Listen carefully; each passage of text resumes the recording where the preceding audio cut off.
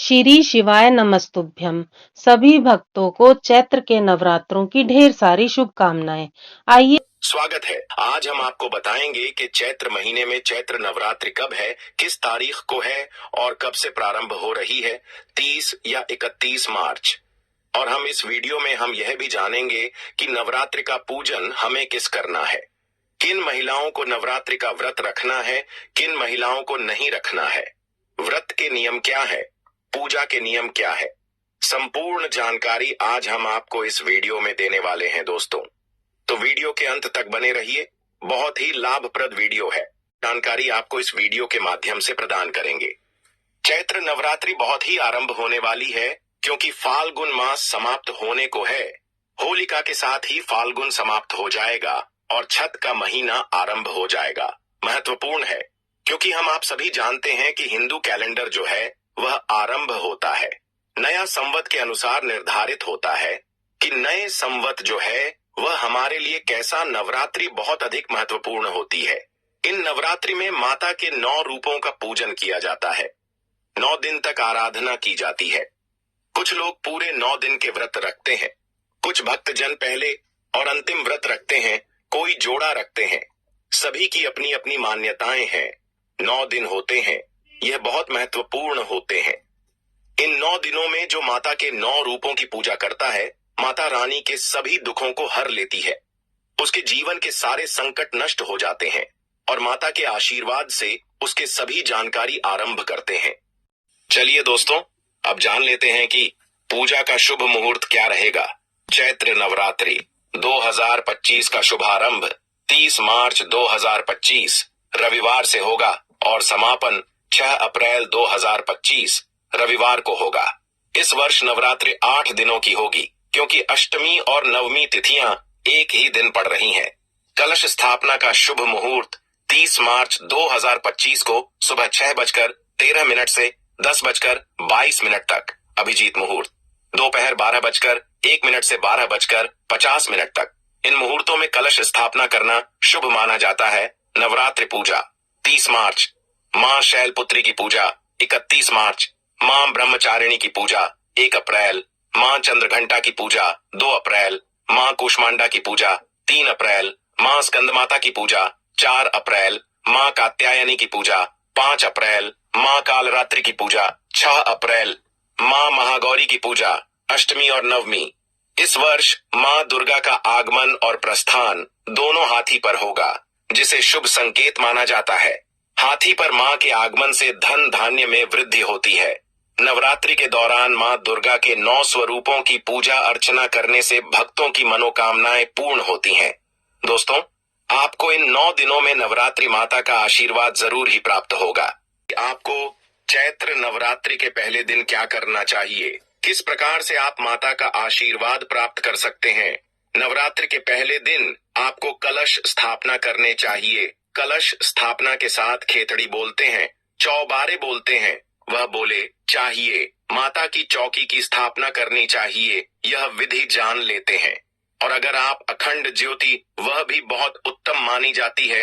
अखंड ज्योत, खेतड़ी तथा कलश स्थापना, यह 3 प्रमुख कार्य हैं जो आपको प्रथम दिन करने चाहिए और साथ ही आपको व्रत पूजन आदि का संकल्प करना चाहिए। इसकी विधि जाने उससे पहले आवश्यक है कि यह सामग्री बताएं आपको कि क्या क्या सामग्री आपको इस दिन लगेगी, जो आप समय से लेकर प्रथम नवरात्रि का आता है, जिसमें जावरा बन के लिए एक मिट्टी का पात्र या फिर घड़ा लेना चाहिए।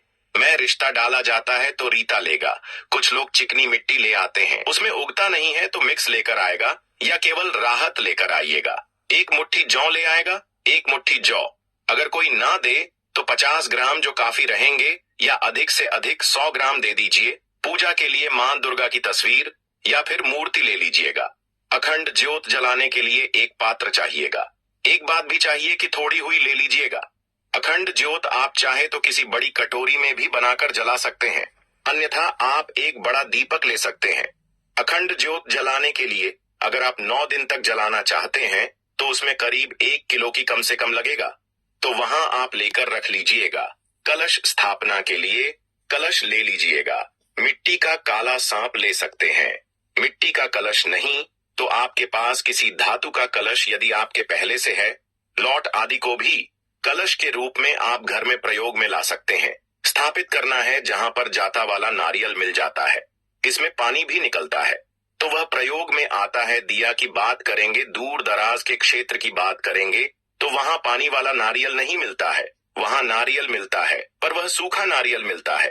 आप वह नारियल भी प्रयोग में ला सकते हैं, क्योंकि वहां वही उपलब्ध होता है। वैसा नहीं है कि कोई बोली कि नहीं जाता वाला पानी वाला नारियल ही लगेगा। जिन क्षेत्रों में उपलब्ध नहीं होता है, नारियल लीजिएगा, चुन्नी ले लीजिएगा। कलश के अंदर क्या चीज डालेंगे? माता लक्ष्मी की सदा आपके घर में विद्वान रहती है, इसीलिए यह बहुत आवश्यक है।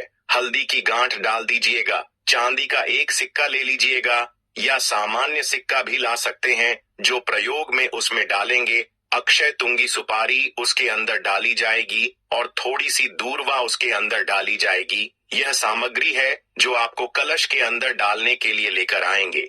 एक लकड़ी की चौकी अभी आपके पास हो तो बहुत स्थापित करेंगे। चौकी पर बचाने के लिए आपको एक बूस्ट जरूर ले लेना है।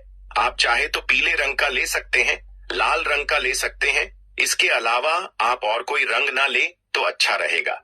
माता के श्रृंगार की सामग्री आपको अवश्य लानी है।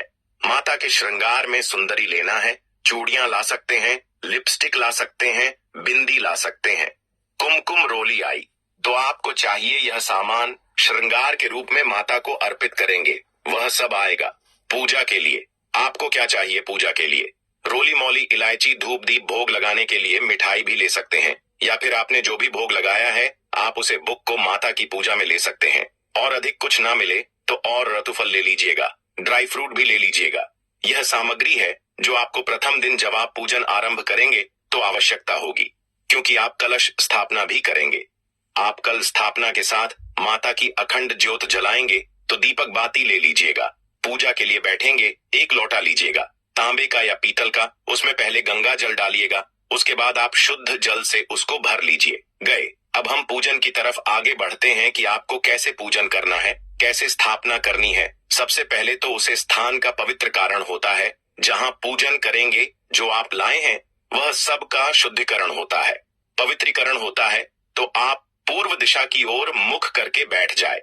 सबसे पहले हम उसे स्थान का शुद्धिकरण करेंगे जहां पर हम चौकी की लगाएंगे माता की पूजा के लिए। उसके लिए आपको थोड़ा सा जल ले लेना है सामग्री पर, और आसपास जो भी स्थान है जहां पूजा करनी है उसे सब पर वह जल पुष्प से छिड़कना है और मित्रों का उच्चारण करना है। इस प्रकार हम उसे जगह का शुद्धिकरण कर लेंगे। प्रकार से आप सभी स्थान को पवित्र कर रहे हैं, शुद्ध कर रहे हैं, सामग्री को अपने शुद्ध कर लिया है। अब आप चौकी लगाइए। माता की चौकी पर सफेद या पीला वेस्ट बिछाइए। ये चौकी नहीं है तो जो भी उपयुक्त स्थान है जहां पर आप जो चलने वाले हैं, खिचड़ी होने वाले हैं या कल स्थापित करने वाले हैं, उन पर सबसे पहले माता की तस्वीर को हम स्थापित करेंगे, माता को विराजमान करेंगे।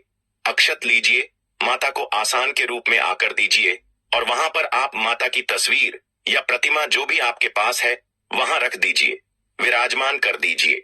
जो आपने जवारे बने हैं उनको आपको 1 या 2 घंटे पहले पानी में भिगो देना है। उसके बाद उनको निकाल लेना है। जो पात्र है मिट्टी का उसको अच्छे से धो लीजिए, शुद्ध साफ कर लीजिए, उसमें रहता डालिए, रेत डाल के उसके ऊपर जो है वह डाल दीजिए। जो डालने के बाद एक छोटी सी हॉकी लेयर को नहा डाल दीजिए। माता के राइट साइड में आप इसको स्थापित कर दीजिए, राइट साइड में रख दीजिए। इसके ऊपर आप कलश रख सकते हैं। अगर आप चाहे तो इसके ऊपर कलश रख सकते हैं, आप चाहे तो कलश अलग से भी स्थापित कर सकते हैं। अगर आप अलग से कल से स्थापित करें तो कलश के नीचे पहले या तो चावल रखिए या गेहूं रखिए और उसके ऊपर आप कलश को विराजमान कीजिएगा। कलश गंगा जल मिलाइए। जो कलश के अंदर डालने की सामग्री हमने आपको बताई थी उसमें प्रमुख रूप से हल्दी की गांठ, साबुत हल्दी, 1 रुपये का सिक्का या चांदी का सिक्का, कमल गट्टे यदि आपके पास हो तो ले लीजिए। सुपारी अवश्य डाल दीजिएगा और दूर्वा आपके पास हो तो सुपारी सिक्का में हल्दी की आवश्यक है जो इसमें डाली जाती है, बाकी आवश्यक नहीं है। अगर नहीं भी हो तो कोई बात नहीं, ऊपर से ढक दीजिए। उसमें थोड़े चावल कर दीजिए पूर्ण पात्र में, उसके ऊपर अब हम श्रीफल स्थापित करेंगे नारियल के ऊपर। आप चुनरी है तो चुनरी लपेट दीजिए, या फिर कलवा है या सफेद धागा है, उसको नारियल के चारों तरफ लपेट दीजिए और उसे स्थापित कर दीजिए। नारियल का जो मुख है ना, वह आपकी तरफ होना चाहिए। नारियल का मुंह आपकी तरफ होना चाहिए। इस प्रकार से उसको रख दीजिए कलर्स के ऊपर। अब आप जोत जलाएंगे तो जोत बना लीजिए। जो भी बात में बड़ा दीपक आप लाइन है, बड़े दीपक में बाटी लगाइए और वहां किस पत्र में लगाइए, उसके अंदर घी भर लीजिए। उसके नीचे भी आपको आसान स्वरूप चावल रखने होंगे। जहां पर आप ज्योत स्थापित करेंगे, जो कि हमें 9 दिन तक चलानी है, तो उसे ज्योत के नीचे आपको आसान स्थापित करना है। आसन के रूप में आप चावल ले लीजिए, थोड़े चावल रखिए और उसके ऊपर ज्योत को स्थापित कर दीजिए। भगवान गणेश की प्रतिमा स्थापित कीजिए। इस प्रकार से यह पूजा के लिए आपकी संपूर्ण जो वस्तुएं हैं, आवश्यक प्रक्रिया है, वह पूर्ण हुई है। अब हम पूजन आरंभ करेंगे। पूजन आरंभ में अखंड ज्योति का बड़ा विशेष महत्व है। आप भले ही पूजा पाठ ना करें, व्रत ना रखें, लेकिन अगर अपने माता के लिए अखंड ज्योति 9 दिन तक जला दी, तो आपकी किसी भी प्रकार की मनोकामना हो, वैसे गिर पूर्ण हो जाएगी और माता आपसे प्रसन्न हो जाएंगे और अपना आशीर्वाद आपको प्रदान करेंगे। इसके बाद हम व्रत का संकल्प करेंगे। संकल्प करने के लिए अपने सीधे हाथ में जल लीजिए, अक्षत लीजिए, 1 रुपए का सिक्का कम से कम रखिए। ओम श्री विष्णु श्री विष्णु श्री विष्णु 3 बार बोलिए। अपना नाम, अपना गोत्र, जिस स्थान पर बैठकर आप संकल्प कर रहे हैं, वहां का मकान नंबर, क्षेत्र का नाम, शहर का नाम, चैत्र माह से शुक्ल पक्ष, आयाम, पुण्यतिथि प्राप्त है, चैत्र नवरात्रि स्थापना, अखंड ज्योत स्थापना, व्रत पूजन संकल्पम, संकरी से मुझे श्री विष्णु शरण शरण संकल्प माता के चरणों में अर्पित कर दीजिए। इसमें आप जो भी कर रहे हैं, हमने सारी चीज बोली है। आप जो कर रहे हैं, व्रत कर रहे हैं, तो व्रत के बारे में बोलिएगा। पूजन कर रहे हैं, पूजन के बारे में, उसका वर्णन भी आपको संकल्प में करना चाहिए। संकल्प एक आवश्यक प्रक्रिया है, तो उसका लाभ नहीं मिलता है। संकल्पित होकर ही पूजन करना चाहिए। इस प्रकार से है जैसे आप अपने खाते में पैसे जमा करेंगे, तभी आपके पैसे आपके खाते में जाएंगे, ना यदि आप ऐसे ही किसी के खाते में जाएंगे। इसी प्रकार से जब आप पूजन कर रहे हैं, संकल्प में आपको लेकर ही संकल्प किया जाता कि पूजन करेंगे। सबसे पहले गणेश जी का पूजन किया जाए। गणेश जी का पूजन आरंभ करते हैं। सबसे पहले गणेश जी का आवाहन कीजिए। जयते गणेश जी महाराज की जय। गणेश जी का अपने आवाहन किया। अब हम गणेश जी का पूजन करेंगे। गणेश जी को आसन प्रदान कीजिए। आसन के लिए आप अक्षत वहां पर अर्पित कीजिए। एक जल दीजिए। ऐसा कीजिए, कोई कटोरी गणेश जी के सामने भी रख दीजिए। सभी जगह पर एक पत्र रख दीजिए। 1 चम्मच से जल छोड़ने जाएगा। इसके बाद आपको गणेश महाराज गैरोली कुमकुम से तिलक लगाना है, धूप दिखाना है और एक फूलों की मामला अवश्य ही चढ़ा देना है। इसी के साथ साथ आपको गणेश जी को लड्डू का भोग लगाना है, क्योंकि गणेश जी को लड्डू बहुत ही अत्यंत प्रिय हैं। इस प्रकार आप गणेश जी गजानन महाराज की पूजा कर लेंगे। इसके बाद आपको माता का पूजन करना है, माता का पाठ करना है। पूर्ण श्रद्धा भाव से महिलाएं नवरात्रि का व्रत रखती हैं।